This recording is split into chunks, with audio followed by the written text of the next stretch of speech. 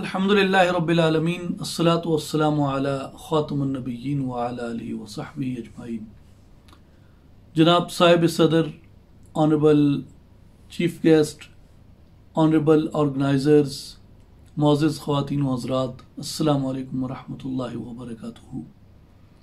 नाचीज़, सबसे पहले Khwaja Ghulam Farid university of engineering and technology के इंतज़ामिया को दिली मुबारकबाद पेश करता है कि आपने इतने अहम मौजू पे इस कॉन्फ्रेंस का इनेकाद किया। ये कॉन्फ्रेंस उन अजीम शख्सियात से मंसूब है जिनमें हजूर ख्वाजा निज़ामुद्दीन औलिया महबूब इलाही रदी अल्लाह ताला अन्हु की ज़ात गिरामी है, जिनसे हमारी दिली अकीदत मोहब्बत वाबस्ता है। और हज़रत ख्वाजा मोहम्मद यार फरीदी रहमतुल्लाह ताला अलैह की ज़ात गिरामी से ये कॉन्फ्रेंस वाबस्ता है। और मुझे याद है कि जब हम ज़माने तालिब इल्मी में थे और शेर व सुखन का नया नया शौक़ था, तो पढ़ा करते थे हज़रत ख्वाजा मोहम्मद यार फरीदी रहमतुल्लाह अलैह की दीवान मोहम्मदी को।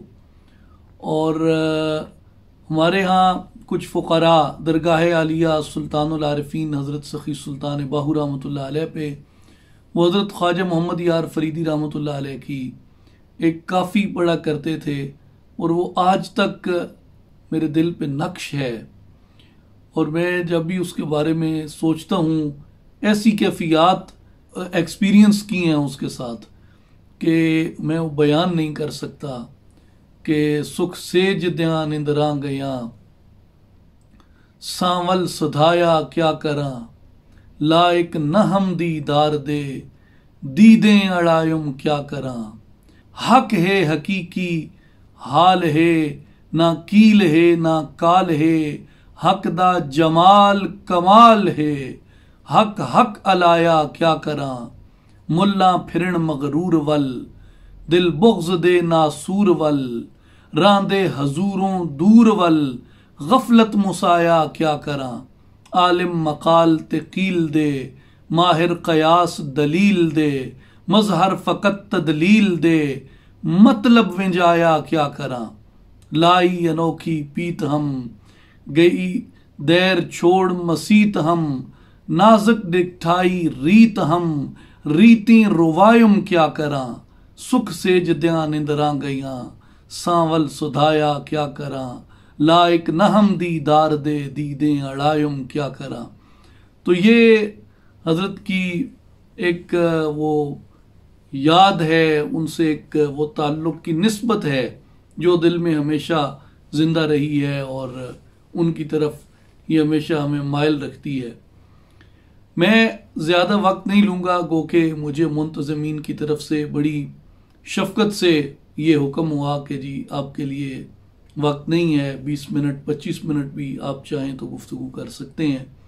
लेकिन मैं बजाय इतनी तवील गुफ्तगू करूं, क्योंकि आमने सामने की बात और होती है, एनर्जीज ट्रांसफ़र होती हैं, एक वो बरकत होती है, एक्सचेंज होता है, एक दूसरे की तरफ कशिश होती है। जो वर्चुअल हमारी दुनिया है अब, ये उसको उस हद तक पूरा नहीं करती। तो मैं इसलिए उतनी ही गुफ्तगू करूँगा जिसका टाइम स्पेन जो है वो अटेंटिव रहे और हम एक दूसरे को जो अपनी बात और मुद्दा है वो सही तरीके से समझा सकें। ये बड़ी खुशाइंद बात है कि टेक्नोलॉजी की इस यूनिवर्सिटी के अंदर तसव्वुफ पे कॉन्फ्रेंस हो रही है। तो चंद साइंटिफिक चीज़ें हैं। साइंटिफिक का मतलब प्योर साइंसेस से या नेचुरल साइंसेस से नहीं है, बल्कि साइंटिफिक का मतलब ये है कि तसव्वुफ किस तरीके से कंट्रीब्यूट करता रहा है। और जो नाचीज़ उसमें चंद एक फैक्ट्स एंड फिगर्स पेश करेगा, मेरी ये यूनिवर्सिटी के रिसर्चर्स से ये बड़ी हम्बल सजेशन होगी कि आप इसको एनालाइज करें और आप इसको खुले दिल से देखें। और अगर मैं किसी चीज़ को मिस कोट करूँ, किसी चीज़ को एग्जेजरेट करूँ या किसी चीज़ को खींच तान के तहकीक बनाऊँ, please come on the podium and negate it. और अगर ये चीज़ें मबनी बर हक हैं, अगर ये चीज़ें दुरुस्त हैं, अगर ये चीज़ें हिस्टोरिकली फिलोसॉफिकली लॉजिकली प्रूवन है, देन एक्सेप्ट इट और आप इस शमा को आगे रोशन करें, जिस शमा ने यहां सदियों तलक 1200 साल जिसने लोगों के सीने अनवारे तौहीद से और अनवारे इश्क मुस्तफ़ा सल्लल्लाहु अलैहि वसल्लम से रोशन रखे हैं।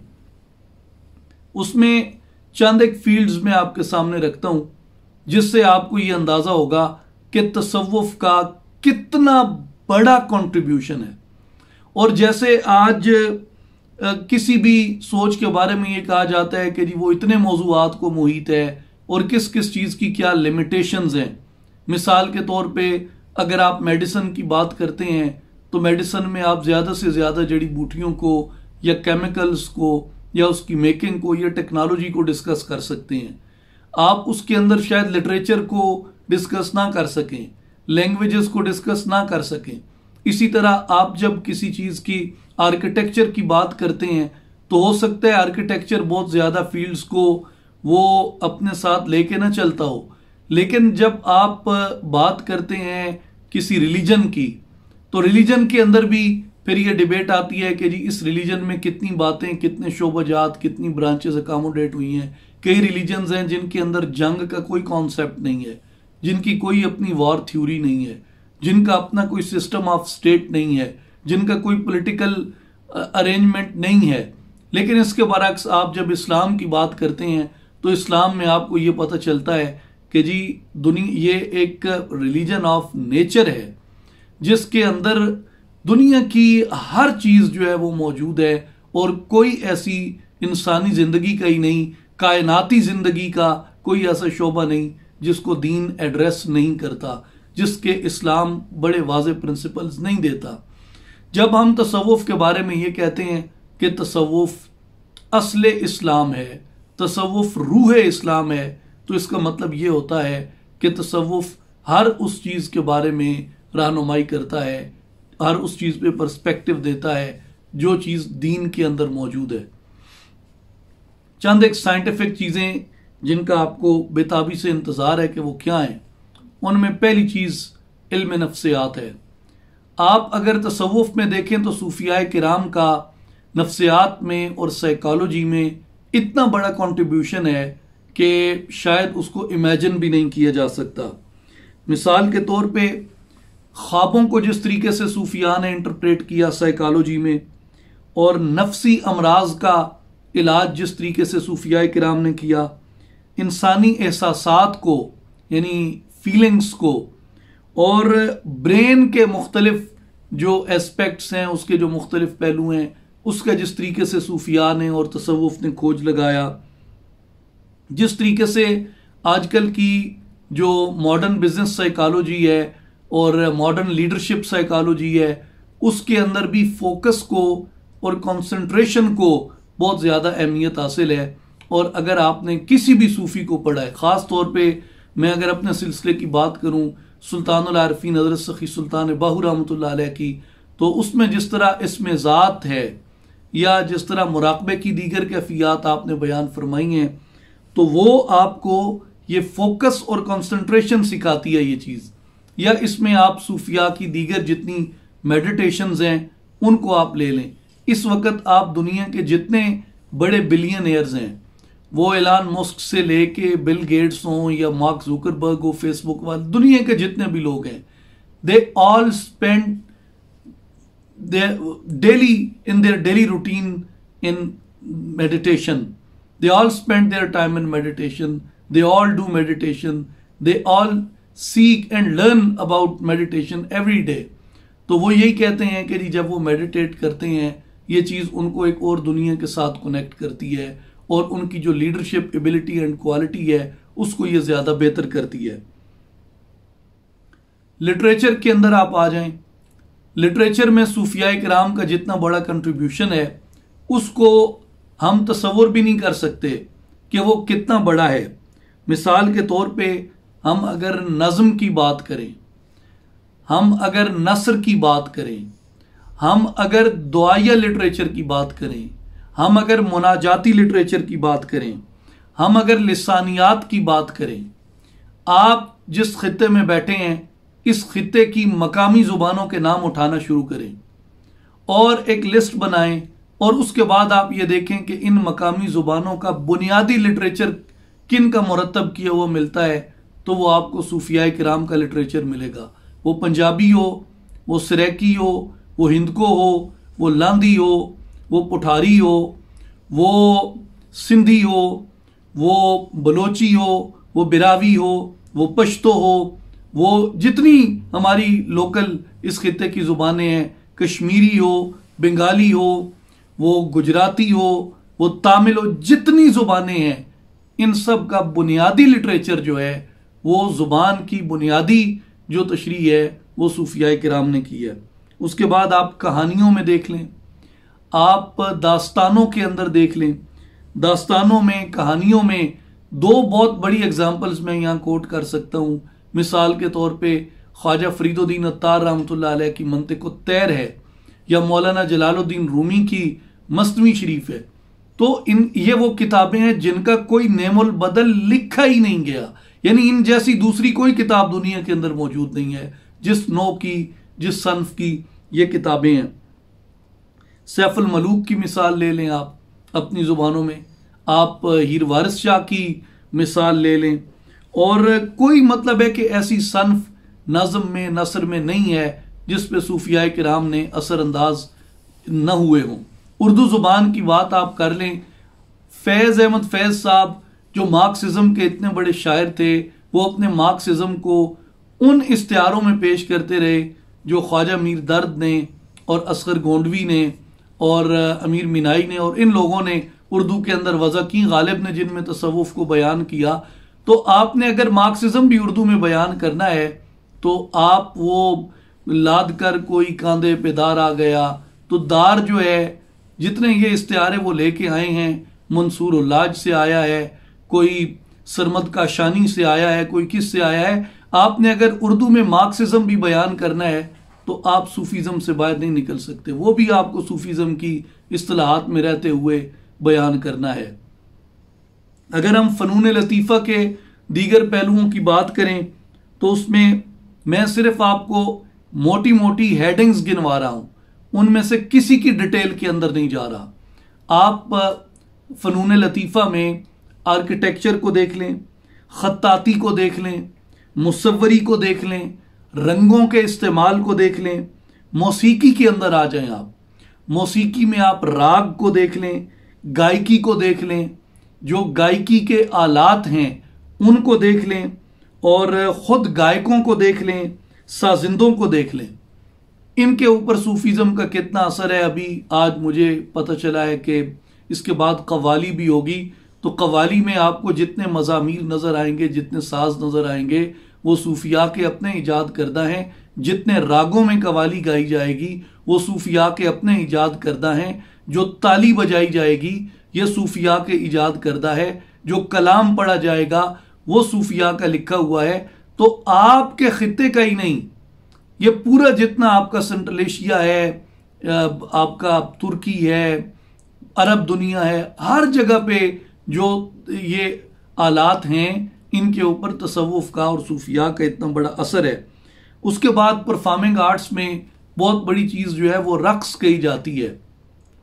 तो आप यहाँ पे जो हाल होता है या वजद की कैफियत है या बाज़ मलामती सूफ़ी सलासुल में है या मौलाना रूमी के जो दरवेशों की आपके इल्म में है जो पेंटिंग्स हैं वो दुनिया में मिलियंस ऑफ डॉलर्स की बिकती हैं। तो इसी तरह उसमें दीगर जो सूफ़ी सिलसिलों की रवायत है, अगर आप शाज़लियों को देखें जिस तरीके से शाम में या बाकी अरब ममालिक में हज़रा शाज़लिया होता है, इसी तरह आप कुर्दों में देखें, कुर्द जितने हैं majority of them they belong to Qadri Sufi order, और उनका वो एक ख़ास अंदाज है, बड़े बड़े बाल हैं, वो उनको आगे फेंकते हैं फिर पीछे उठाते हैं और दफ के ऊपर वो कलाम गाते हैं, सूफिया के कसायद पढ़ते हैं, और जब हाल की और वजद की कैफियत आती है तो वो उस पर रक्स करते हैं।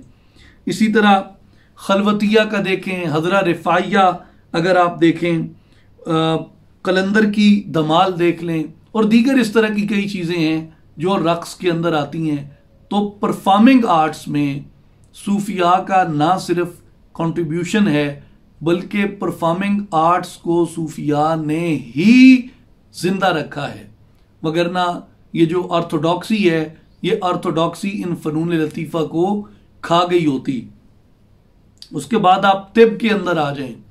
तिब में मेडिसन है, तिब में जराहत है, तिब में तबाबत है और तिब के अंदर तावीज़ात हैं। ये अमलन हिस्सा है सूफिया किराम का।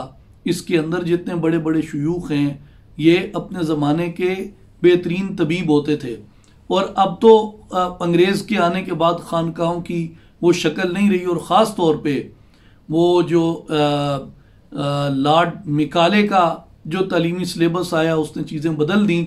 वरना जितनी खानकाहें थीं इनके ऊपर यह सूफिया खुद तबाबत और जराहत करते थे, अगर नहीं तो उन्होंने तबीब और जराह अपनी खानकाहों पे बिठाए होते थे जो लोगों का इलाज मुआलजा करते थे, और सूफिया इसके ऊपर बड़े एक्सपेरिमेंट्स करते थे। इसकी बड़ी किताबें हैं इसके ऊपर, अरबी में, फ़ारसी में, हमारी यहाँ की मकामी रवायत के अंदर भी है, और दीगर खित्तों के सूफिया की भी इस तरह की बहुत रवायात मिलती हैं। फिर आ जाएं दीनी तरबियत के ऊपर। उसमें मैं सबसे पहले आपको गिनवाना चाहता हूँ, बरे सगीर में मुसलमान आए तो लाखों मसाजिद तामीर हुई जो सूफिया किराम ने तामीर करवाई। लाखों हुफ़ाज़ सूफिया ने पैदा किए, हज़ारों उलमाए किराम सूफिया ने पैदा किए, करोड़ों लोगों की इखलाकी, दीनी, मजहबी, रूहानी तरबियत सूफिया किराम ने की, और लाखों लोगों को सिल्क सलूक की, मार्फत की मनाजिल तय करवाई। और ये जितने लोग थे ये सभी अकीदा बरहक के ऊपर थे, और आलम इस्लाम के साथ इनके करीबी रवाबित थे। यानी आप हज़रत जलालुद्दीन सुर्खपोश बुखारी की तारीख़ पढ़ें, हज़रत बाबा फरीदुद्दीन गंज शकर रहमतुल्लाह अलैह की तारीख़ पढ़ें, हज़रत लाल शहबाज कलंदर, हज़रत बहाउद्दीन ज़िक्रिया मुल्तानी, फ़खरुद्दीन इराकी, और जितने ये सूफिया इस खित्ते के थे आप इनकी तारीख़ पढ़ें, आपको पता चलेगा ये लोग पूरे आलम इस्लाम के साथ राब्ते में थे। और इसी तरह इनके फलाही रिफाई काम देखें, ख़ास व आम के लिए मुफ्त लंगर देखें, तिब और जराहत की सरपरस्ती देखें, खानकाहों पे के ऊपर क़याम गाहें देखें, तो ये वो अमली कंट्रीब्यूशन है जो आपको इसके अंदर सोशियोलॉजी भी नज़र आती है, आपको इसके अंदर एंथ्रोपोलॉजी भी नज़र आती है, आपको इसके अंदर रिलीजियोसिटी भी नज़र आती है, स्पिरिचुअलिटी भी नज़र आती है, मसाजिद भी नज़र आती हैं, तालीम भी नज़र आती है, तदरीस भी नज़र आती है। यानी एक अमली खिदमत के अंदर हजार हा पहलुओं को उन्होंने जम कर दिया। इसी तरह अगर हम सूफिया किराम के मुजाहिदाना किरदार की बात करें तो उनके मुजाहिदाना किरदार में सुल्तान महमूद गजनवी के पीछे ख्वाजा अबुल हसन खिरकानी रहमतुल्लाह अलैह का दस्त शफ़क़त था, सुल्तान शहाबुद्दीन गौरी के पीछे हुजूर ख्वाजा हिंद हज़रत मोइनुद्दीन अजमेरी रदी अल्लाह तआला अन्हु का दस्त शफ़क़त था। फिर इन सूफिया ने बादशाहों की जितनी तरबियत की, अभी वक्त नहीं है यहाँ पे, वरना मैं आपके सामने अनवरी के कसीदे पढ़ूँ, रुदकी के कसीदे पढ़ूँ, कुदसी मशदी के कसीदे पढ़ूँ। और ये लोग जिन्होंने अपने ज़माने के बादशाहों के कसायद लिखे हैं, उन्होंने अपने बादशाहों के मजहबी रूहानी ज़ौक़ और शौक़ के बारे में क्या क्या इस्तिआरे, क्या क्या उसके अंदर उन्होंने तशबीहात बरती हैं, और उनके मुजाहिदाना या हुकूमती या रियासती किरदार के साथ जिस तरीके से उन्होंने बादशाहों की रूहानी ज़िंदगी को उजागर किया है, वो तारीख़ का एक अपना नुमायाँ हिस्सा है, जिससे आपको मालूम होता है कि कौन लोग थे जिन्होंने इन शहजादों की या इन बादशाहों की ये अमली तरबियत की है। लोग औरंगज़ेब के बारे में बहुत बातें करते हैं, हमें इल्म होना चाहिए कि औरंगज़ेब की जो कब्र है वो अपने शेख तरीक़त के अहाते के अंदर बनी हुई है। और अगर हम दारश शिको की बात करें तो गोके मैं नज़रियाती तौर पर इकबाली नुक्ता नज़र से ताल्लुक़ रखता हूँ, और तुख्म इल्हादे के अकबर परवरीद बाज अंदर फितरत दारा दमीद। मैं दारा की उन चीज़ों का कायल नहीं हूँ, लेकिन आप दारा की कुतब देखें जो उसने सफ़ीनतुल औलिया लिखी, सकीनतुल औलिया लिखी, दीगर उसकी जो इल्मी ज़ौक़ शौक़ है, सूफिया की तरफ उसकी रग़बत है। तो ये चंद एक मिसालें हैं, आपको इनसे पता चलता है कि सूफिया किराम ने अपने वक्त के बादशाहों पे, नवाबीन पे, इन लोगों पे कितना बड़ा जो असर था वो उन्होंने छोड़ा है। उसके बाद जितने फितने यहां उठते थे, हर फितने के खिलाफ सूफिया बरसरे पैकार रहे। यानी सबसे बड़ा फितना अकबर का था।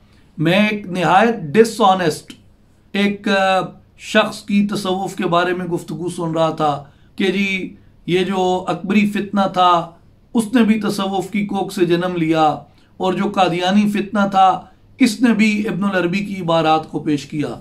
इल्मी तौर पे उस डिसऑनेस्ट शख्स ने यह बताने से क्यों गुरेज किया कि अकबरी फितने के खिलाफ भी उठने वाली तहरीक सूफियाना तहरीक थी, जिसकी क़ियादत हजरत शेख अहमद सरहंदी मुजद्दिद अल-फ़सानी रहमतुल्लाह अलैह ने की। और कादियानी फितने के खिलाफ भी सबसे बड़ा जिहाद वो सैयदना पीर मेहर अली शाह साहब ताजदार गोलड़ा रहमतुल्लाह अलैह ने फरमाया। तो इन फितनों के खिलाफ सबसे बड़ी आवाज भी सूफिया किराम की थी। तो ये भी हमें साथ बताना चाहिए लोगों को। और सिखों के खिलाफ सूफिया लड़े, अकबरी फितने के खिलाफ सूफिया लड़े, कादियानी फितने के खिलाफ सूफिया लड़े, अंग्रेज के खिलाफ सूफिया लड़े। पाकिस्तान बनाने में सबसे बड़ा किरदार सूफिया किराम ने अदा किया, और पाकिस्तान बचाने में सबसे बड़ा किरदार सूफिया किराम ने अदा किया है। और हमारे बहुत से दोस्त ये जब हम बात करते हैं तो लोग कहते हैं जी आप तसव्वुफ को बयान तो करते हैं कि हिस्टोरिकली तसव्वुफ ने पॉलिटिकल एक रोल प्ले किया, लेकिन आज वो रोल किधर है? मैंने कहा आज भी वो रोल जिंदा है। वो रोल इसलिए जिंदा है क्योंकि जब भी ये स्ट्रेटेजिक स्टडीज को, डिफेंस स्टडीज को, आईआर को, बाकी पॉलिटिकल थ्योरीज को डिस्कस करते हैं और हम ये देखते हैं कि पाकिस्तान के अंदर जिस तरीके की इतनी बड़ी जंग मुसल्लत हुई, मैं आपको ये कहना चाहता हूं कि जो ये दहशतगर्दी की जंग थी, ये 65 की जंग से बड़ी जंग थी, ये 71 की जंग से बड़ी जंग थी, ये कारगिल की जंग से बड़ी जंग थी जो दहशतगर्दी के खिलाफ हमने जंग लड़ी है। और दहशतगर्दी के खिलाफ जंग में अगर सूफियाना जो मकतब फिक्र के लोग थे, अगर ये रियासत पाकिस्तान के साथ न खड़े होते, रियासत कभी ये जंग नहीं जीत सकती थी। तो आज कायद आजम यूनिवर्सिटी में, पंजाब यूनिवर्सिटी में, national defence university of Pakistan के अंदर और दुनिया भर के अंदर ये बाकायदा ये थीसिस का हिस्सा है, ये इंटेलेक्चुअल डिस्कोर्स का हिस्सा है कि पाकिस्तान को डिसइंटीग्रेट होने से बचाने में सूफियाना तहरीकों ने कैसे किरदार अदा किया। तो आप ना इनके तारीखी पॉलिटिकल रोल को डिनाई कर सकते हैं, ना सूफिया के कॉन्टेम्परेरी पॉलिटिकल रोल को डिनाई कर सकते हैं। और आखिरी मेरा पॉइंट जो है वो सूफिया का जो फलसफे के अंदर इनका कंट्रीब्यूशन है, यानी फलसफे की चंद एक बड़ी चीजें मैं आपको गिनवा देता हूं। फलसफे में बुनियादी चीज एपिस्टेमोलॉजी है, सूफिया की अपनी एपिस्टेमोलॉजी है। कायनाती फलसफा जो है, यूनिवर्स के बारे में सूफिया का अपना नुक्ता नज़र है। काज़मोलॉजी में सूफिया का अपना नुक्ता नज़र है। अखलाकियात के अंदर सूफिया का अपना नुक्ता नज़र है। इल्मुल कलाम में सूफिया का अपने नुक्ता नज़र है। और कलाम की जितनी डिटेल्स हैं उनमें कलाम जिन चीज़ों से डिस्कस करता है उनमें तौहीद है, ज़ात बारी ताला है, सिफ़ात बारी ताला है, नबूवत है, ज़रूरत नबूवत है, ख़त्म नबूवत है, तख्लीक कायनात यानी साने और सनत, हत्ता के कलाम के जितने मसाइल हैं उन सभी मसाइल के ऊपर सूफिया किराम का अपना मिनहज है।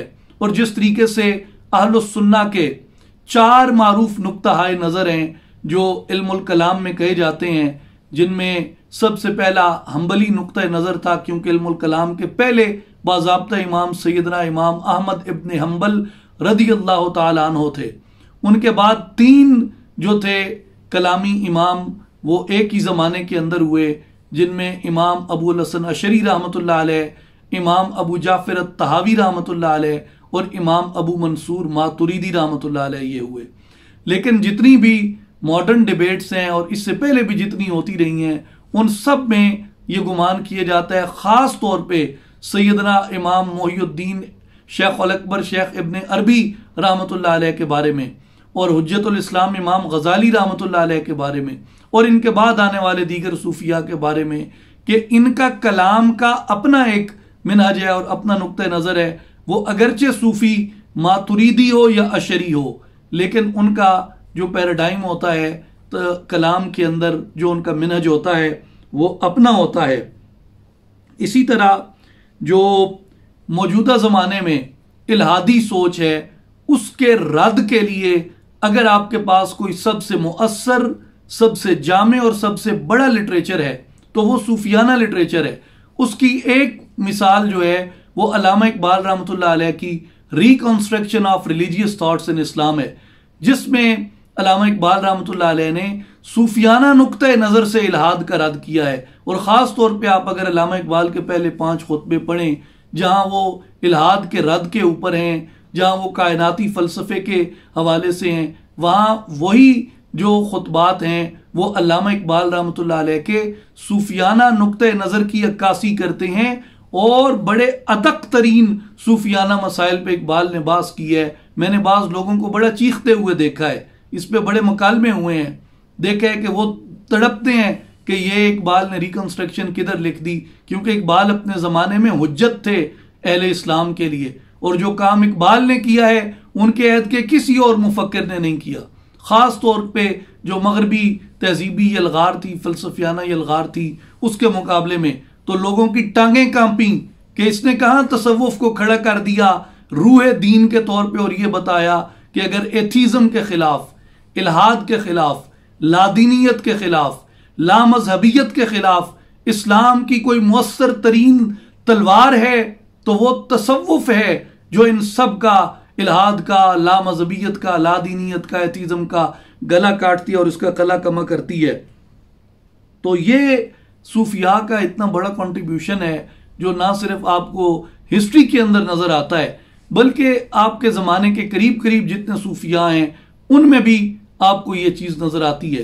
तो मैं ये समझता हूँ कि यूनिवर्सिटी इसके लिए बेस्ट प्लेस है जहाँ पे तसव्वुफ पे बात होनी चाहिए। बाज़ लोग रिलेक्टेंट है और कहते हैं कि जी पंजाबी में तसव्वुफ है या फ़ारसी में तसव्वुफ है या ज़्यादा से ज़्यादा आप इस्लामिक स्टडीज़ में कर लें तो आपको तसव्वुफ पे अलग यूनिवर्सिटी की क्या ज़रूरत है। ये उन लोगों के अपने अंदर का टेढ़ापन है।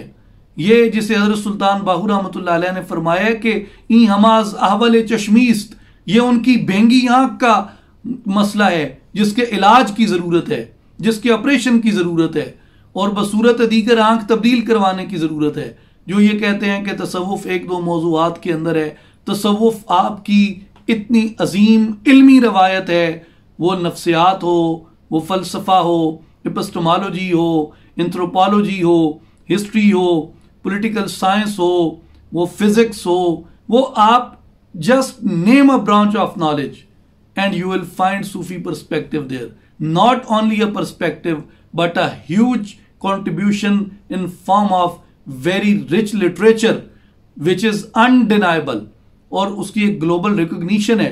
तो मेरे ख्याल में ये एक बड़ा अच्छा वक्त है कि यूनिवर्सिटीज़ में इस डिबेट का बल्कि इस तहरीक का आगाज़ किया जाए और जो अहले इल्म हैं वो अपना फरीज़ा सरअंजाम दें। मैं दुआ गो हूँ कि ये सिलसिले इसी तरह और भी मज़ीद कामयाबी के साथ हमकिनार हों।